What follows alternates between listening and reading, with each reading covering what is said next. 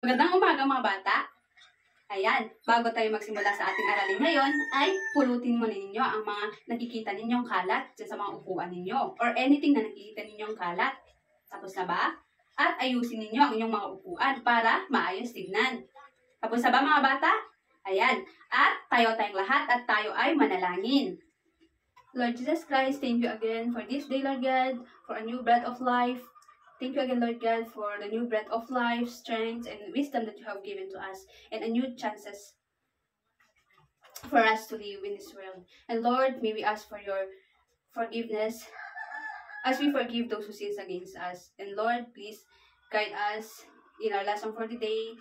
And please be with us, Lord God. In this we pray in the name of Lord Jesus Christ. Amen. Ayan. Maaari na kayong umupo, mga bata. Ngayon, mag-check ako ng attendance niyo. Say present if you are present. Sabihin niyo lang present, ma'am, kung kayo ay present. Magsimula tayo sa boys. Abad, Ballesteros, Valiente, Carata, Domingo, Espejo, Garao, Gazon, Ingaw, Calasa, Lamao, at Saragosa. Ayan, palakpakan natin ang mga boys dahil kompleto sila ngayon. Dito naman tayo sa mga girls.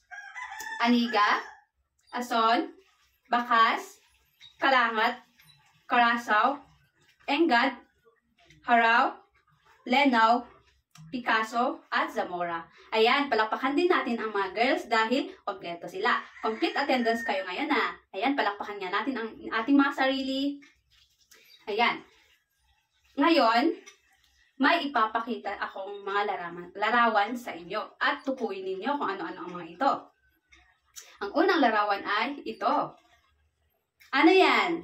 Simbahan, magaling. Ngayon, ang simbahan ba ay tao, bagay, hayop, lugar o pangyayari? Lugar, magaling. Ito naman ang pangalawang larawan. Ano yan? Kalabaw, magaling. Ano ang kalabaw? Tao ba ang kalabaw? Bagay ba ang kalabaw? Hayop ba ang kalabaw? Lugar ba ang kalabaw? O pangyayari ba ang kalabaw? Hayop, magaling. Dito naman tayo sa patlong larawan. Ano iyan? Baby, magaling. Anong baby? Tao ba ang baby? Bagay ba ang baby? Hayop ba ang baby? Lugar ba ang baby? Or pangyayari ba ang baby? Tao, magaling. Dito naman tayo sa pang-apat na larawan. Ano iyan? Birthday. Very good. Yan ay birthday. Birthday daw dahil may handaan, sabi ni Cyril. Very good. Anong birthday? Tao ba ang birthday? Bagay ba ang birthday? Hayop ba ang birthday? Lugar ba ang birthday? O pangyayari ba ang birthday? Pangyayari. Magaling. Dito naman tayo sa panglimang larawan. Ano iyan? Laruan. Magaling. Ano ang laruan?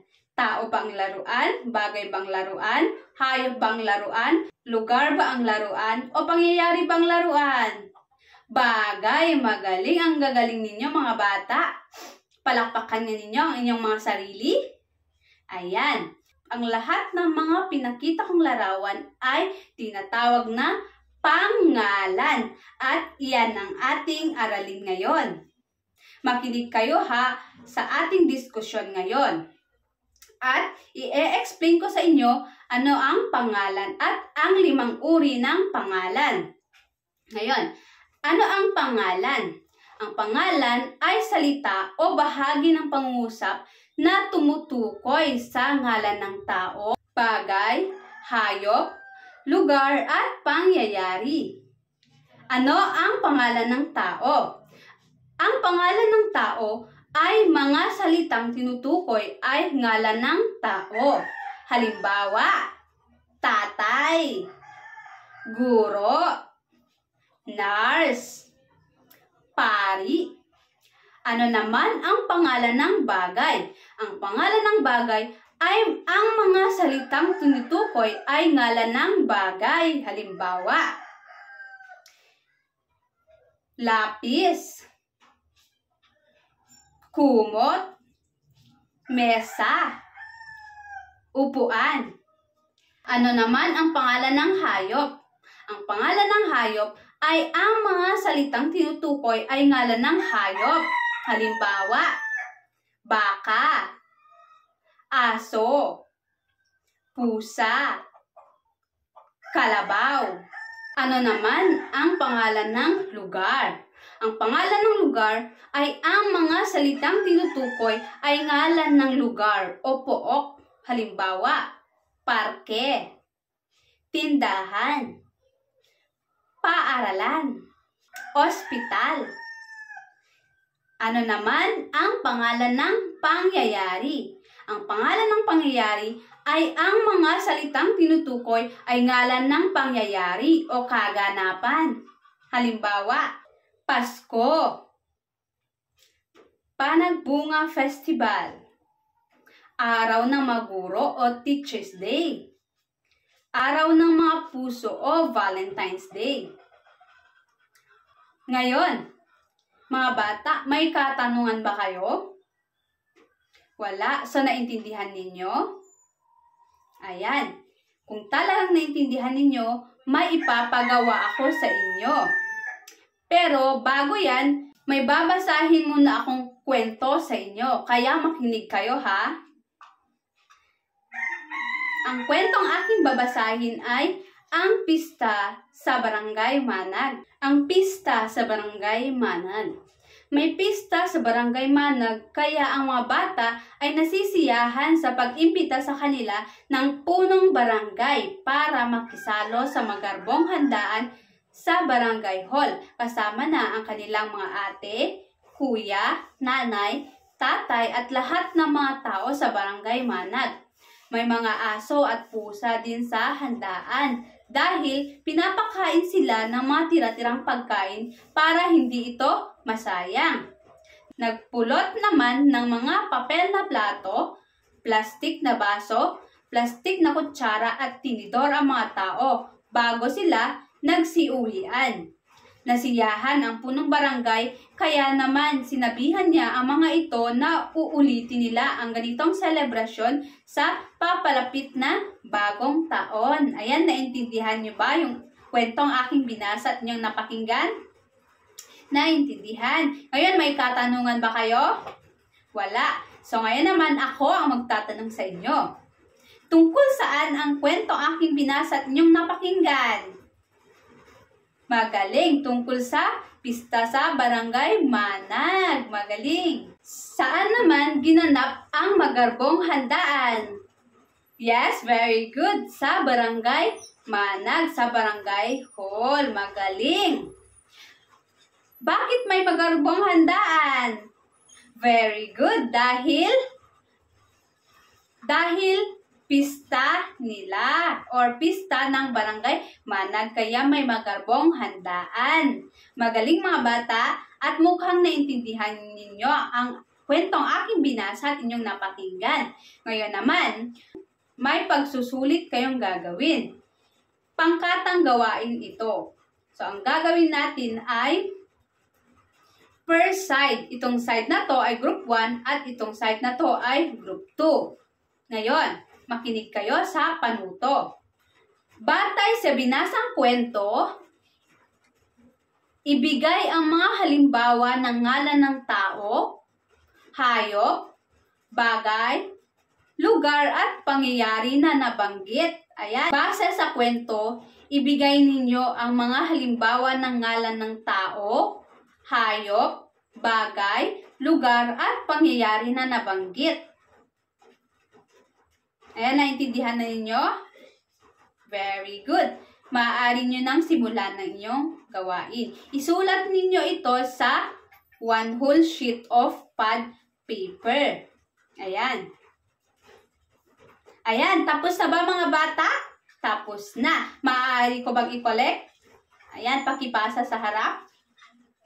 Ayan.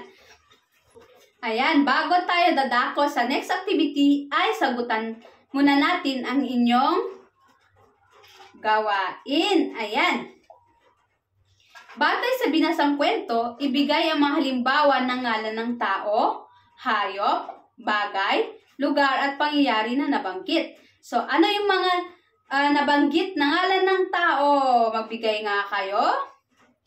Very good. Nanay, ano pa? Tatay, magaling. Ano pa? Ate, magaling. Ano pa? Kuya, magaling. Ano pa? Mga bata, ayan. Ano pa? Meron pang isa. Punong barangay. Ayan, magaling mga bata. Dito naman tayo sa ngalan ng hayop. Ano-ano yung mga ngalan ng hayop na nabanggit sa kwento? Very good. Magaling. Aso at pusa. Ayan. Dito naman tayo sa ngalan ng bagay. Ano yung mga ngalan ng bagay na nabanggit sa kwento? Papel na plato. Magaling. Yung papel na plato ay yung paper plate. Ayan. Magaling. Ano pa? Plastic na baso. Yung tinatawag nating plastic cup. Magaling. Ano pa? Plastic na kutsara at tinidor. Magaling. Ito yung tinatawag nating plastic fork at plastic spoon. Ayan, magaling. Ano naman ang ngalan ng lugar na nabanggit sa kwento? Very good. Barangay Manag. Ano pa? Barangay Hall. Magaling. Ano naman ang mga pangyayari na nabanggit sa kwento? Pista. Ayan, magaling. Ano pa? Bagong taon. Ayan, magaling. Palakpakan nga ninyo ang inyong mga sarili. Ayan. So, ngayon, ready na ba kayo sa ating susunod na pagsusulit? Ayan, ready. Susunod na gagawin ninyo ay by pair. Ayan, humanap muna kayo ng inyong kapareha. Tapos na ba mga bata? Ayan, makinig kayo sa panuto at aking babasahin at i-explain sa inyo. Salungguhitan ang pangalan sa pangusap at tukuyin kung anong uri ng pangalan ito. Kung ito ba ay ngalan ng tao, hayop, bagay, lugar o pangyayari. Ayan, salungguhitan nyo lang ang mga pangalan sa pangusap. Ang isang pangusap ay merong isang pangalan, dalawang pangalan, tatlong pangalan. Depende yan kung ano yung pangalan na nabanggit sa pangusap. Ayan. So, ayan, may i-distribute ako sa inyong worksheet. At dito kayo sasagot dahil sasalungguhitan ninyo kung ano yung mga pangalan sa pangusap. Ayan. I-distribute ko sa inyo itong answer sheet. Ayan, may katanungan ba kayo? Wala naman. Maaari na kayong magsimula. Ayan. Tapos na ba mga bata? Pakipasa sa harap yung mga papel ninyo at sasagutan natin. Ayan, number 1. Basahin nga ninyo. Very good. Naglaba si nanay sa ilog. Ano yung dapat na salungguhitan dyan? Nanay, ano pa? Ilog. Magaling. Nanay at ilog. Ngayon, ano ang nanay? Anong uri ng pangalan ang nanay? Very good. Ngalan ng tao. Ano namang uri ng pangalan ng ilog? Ngalan ng lugar. Magaling. Dito naman tayo sa number 2. Basahin nga ninyo. Ayan, pinakain ko ang aking mga alagang pato kaninang umaga. Ano yung dapat na salungguhitan dyan? Pato, magaling. Anong uri ng pangalan ang pato? Ngalan ng hayop, magaling. Dito naman tayo sa number 3. Basahin nga ninyo yung number 3. Ayan, pinasayaw namin ang aming guro sa aming Christmas party. Ano yung dapat na salungguhitan dyan? Guro, ano pa? Christmas party. Anong uri ng pangalan ang guro? Ngalan ng tao. Very good. Ano namang uri ng pangalan ang Christmas party?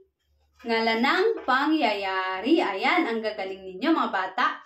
Dito naman tayo sa number 4. Basahin nga ninyo yung number 4. Ayan, napakasarap mamuhay sa bukid. Ano yung dapat na salungguhitan dyan? Bukid, magaling. Anong uri ng pangalan ang bukid? Ngalan ng lugar, magaling. Dito naman tayo sa number 5. Basahin nga ninyo yung number 5.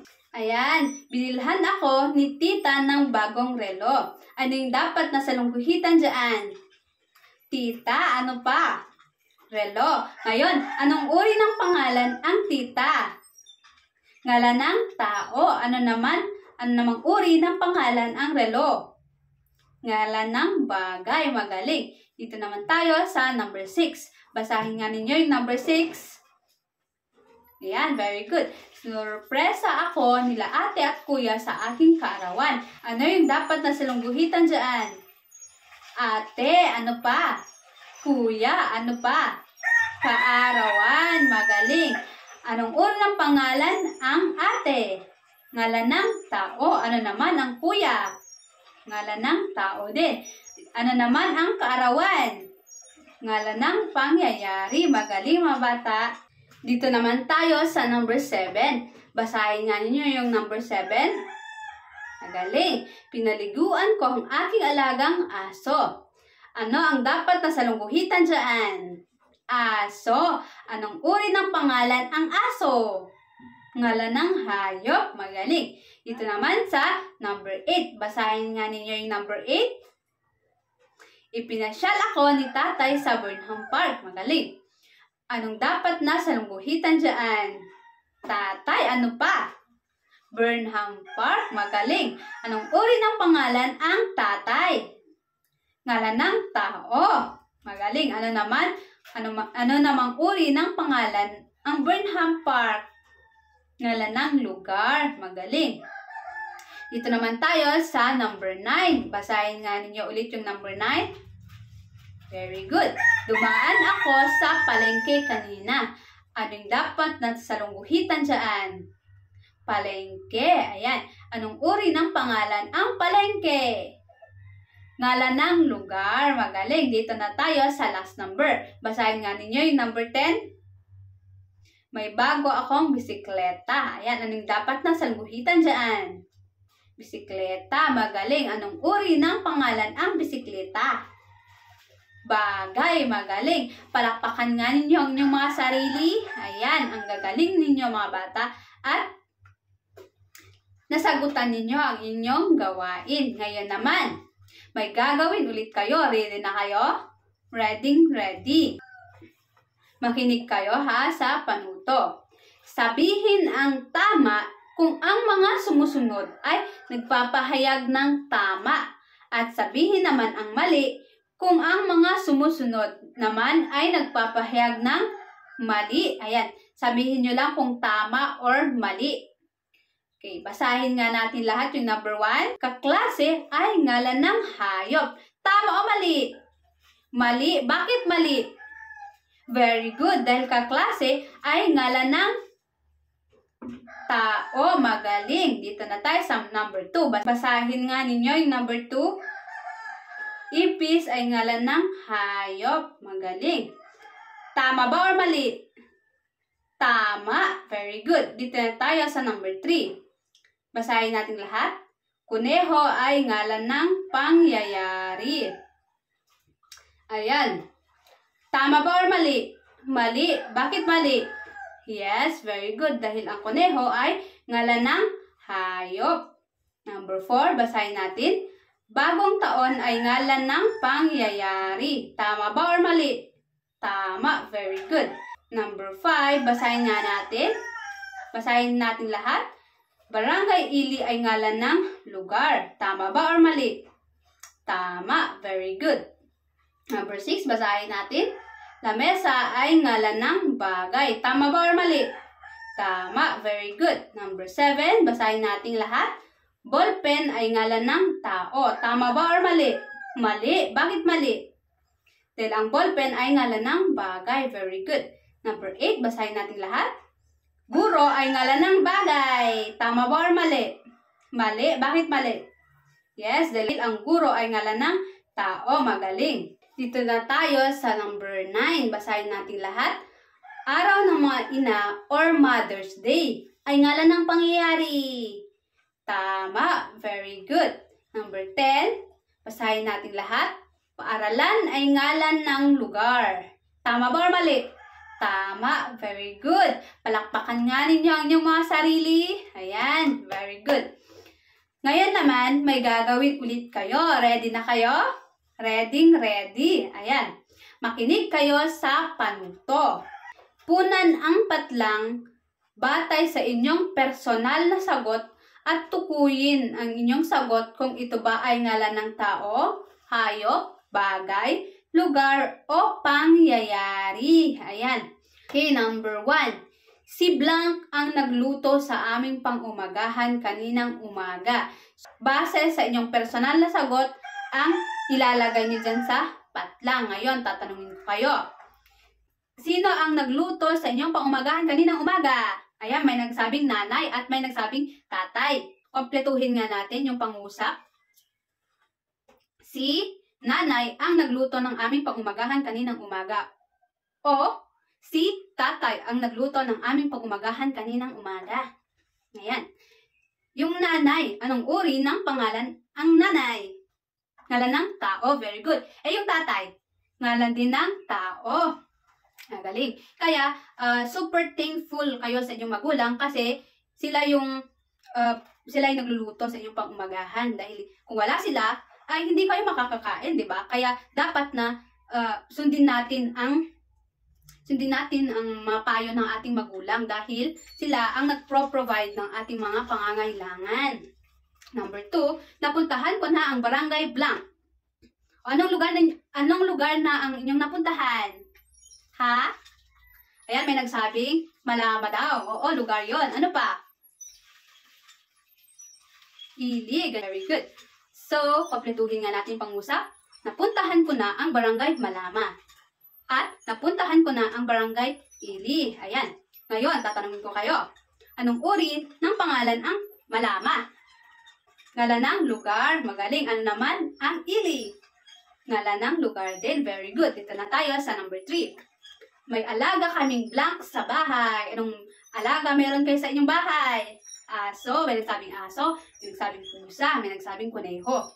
Ngayon, kompletuhin natin yung pangusap. May alaga kaming aso sa bahay. Ayan. At may alaga kaming pusa sa bahay. At may alaga kaming kuneho sa bahay. Ayon yan sa inyong sagot, ha? Ngayon, tatanungin ko kayo. Anong uri ng pangalan ang aso? Hayop. Magaling. Anong pusa? Ngalan ng hayop din. Ano yung kuneho? Ngalan ng hayop din. Magaling mga bata. Dito naman tayo sa number 4. Maraming handaan sa kapitbahay tuwing blank. Ayan. Kailan maraming handaan sa inyong kapitbahay? Tuwing Christmas daw, sabi ni Jacob. Ayan. Tuwing Christmas. So, kompletuhin natin yung pangusap. Maraming handaan sa kapitbahay tuwing Christmas. Ayan. Ano pa? New Year daw. Maraming handaan sa kapitbahay tuwing New Year. Ngayon, anong uri ng pangalan ang Christmas? Pangyayari. Magaling. Anong uri ng pangalan ang New Year o bagong taon? Pangyayari din. Magaling mga bata. Dito na tayo sa number 5. Mayroon akong Blanc sa bahay. Anong meron kayo sa inyong bahay? Laruan daw, sabi ni Mark. Mayroon akong laruan sa bahay, sabi ni Mark. Ano pa? Robot daw, sabi ni Joe. Mayroon akong robot sa bahay, sabi ni Joe. Okay, ngayon. Anong uri ng pangalan ang laruan? Bagay. Magaling. Anong uri ng pangalan ang robot? Ngalan ng bagay. Magaling. Ayan. Palakpakan nga ninyo yung mga sarili. Mukhang naintindihan ninyo ang ating aralin ngayon. Ngayon, ako naman ang magtatanong sa inyo. Naintindihan ba ninyo yung ating aralin ngayon? Oo. So, ngayon naman, ako yung magtatanong sa inyo. Ano ang ating tilalakay ngayon? Pangalan. Magaling. Anong pangalan? Very good. Ang pangalan ay salita o bahagi ng pangusap na tumutukoy sa ngalan ng tao, bagay, hayop, lugar, o pangyayari. Ayan. Ano ang mga 5 uri ng pangalan? Ngalan ng tao. Very good. Ano pa? Bagay, hayop, lugar, at pangyayari. Very good. Mukhang naintindihan ninyo ang ating aralin ngayon at mukhang nakinig kayo ng maayos. Kaya, may gagawin ulit kayo. Pero this time is 1 by 1 na kayo. 1 by 1 na gawain na ito. Makinig kayo sa panuto, ha? Ayan. Tukuyin kung ang salitang may salungguhit ay pangalan ng tao, hayop, bagay, lugar o pangyayari. Bilugan ang tamang sagot. So may ibibigay ako sa inyong worksheet at dito kayo sasagot. Ayan. Pakipasa. Lahat na ba? May worksheet na? May worksheet na. Bilugan ninyo ang tamang sagot. Ready na kayo? Number 1. Magagaling rumisponde ang mga pulis sa aming lugar. Anong pangalan ang nasalungguhitan? So, ang nasalungguhitan dyan ay pulis. Pulis, ha? Anong uri ng pangalan ang pulis? A. Pangalan ng tao. B. Pangalan ng hayop. C. Pangalan ng bagay. D. Pangalan ng lugar. E. Pangalan ng pangyayari. Bilugan lang ninyo kung ano ang tamang sagot. Number 2. Bumili ng bagong sapatos ang ate ko. Anong pangalan ang nasalungguhitan? So, ang nasalungguhitan dyan ay sapatos. So, anong uri ng pangalan ang sapatos? A. Pangalan ng tao. B. Pangalan ng hayop. C. Pangalan ng bagay. D. Pangalan ng lugar. E. Pangalan ng pangyayari. Number 3. Sa Luneta Park, binaril si Dr. Jose Rizal. Anong pangalan ang nasalungguhitan? A. Pangalan ng tao. B. Pangalan ng hayop. C. Pangalan ng bagay. D. Pangalan ng lugar. E. Pangalan ng pangyayari. Sa nasalungguhitan dyan ay Luneta Park. Anong uri ng pangalan ang Luneta Park? Number 4. Gusto kong manood ng telebisyon. Anong uri ng pangalan ang nasalungguhitan? So, ang nasalungguhitan dyan ay telebisyon. Ayan. Anong uri ng pangalan ito? A. Pangalan ng tao. B. Pangalan ng hayop. C. Pangalan ng bagay. D. Pangalan ng lugar. E. Pangalan ng pangyayari. Number 5. May kasalan na magaganap sa aming barangay ngayong araw. Anong uri ng pangalan ang nasalungguhitan? So, ang nasalungguhitan dyan ay kasalan. Okay, anong uri ng pangalan ito? A. Pangalan ng tao. B. Pangalan ng hayop. C. Pangalan ng bagay. D. Pangalan ng lugar. At E. Pangalan ng pangyayari. Number 6. Ipinasyal ko ang aking pinsan. Anong uri ng pangalan ang nasalungguhitan? So, ang nasalungguhitan dyan ay pinsan. Tukuyin ninyo kung anong uri ng pangalan ang pinsan.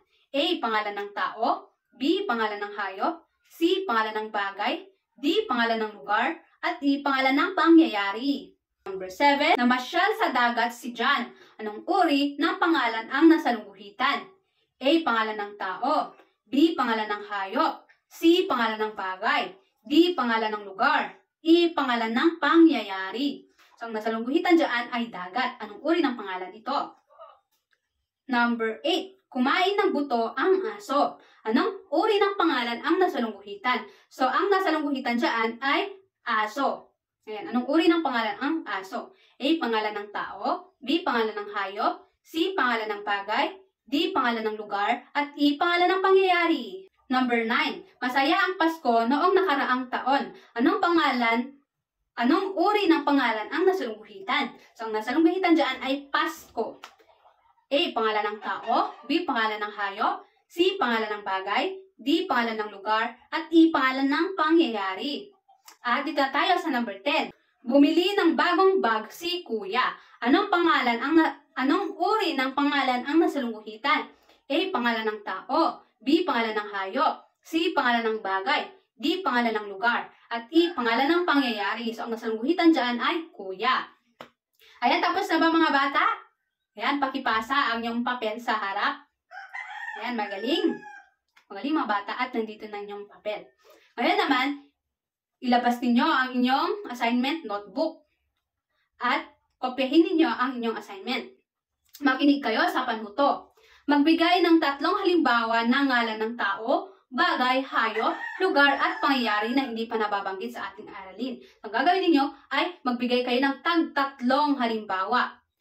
3 halimbawa ng ngalan ng tao, 3 halimbawa ng ngalan ng bagay, hayop, lugar at pangyayari na hindi pa nababanggit sa ating aralin. Which means na bago ito at hindi pa nababanggit sa ating aralin.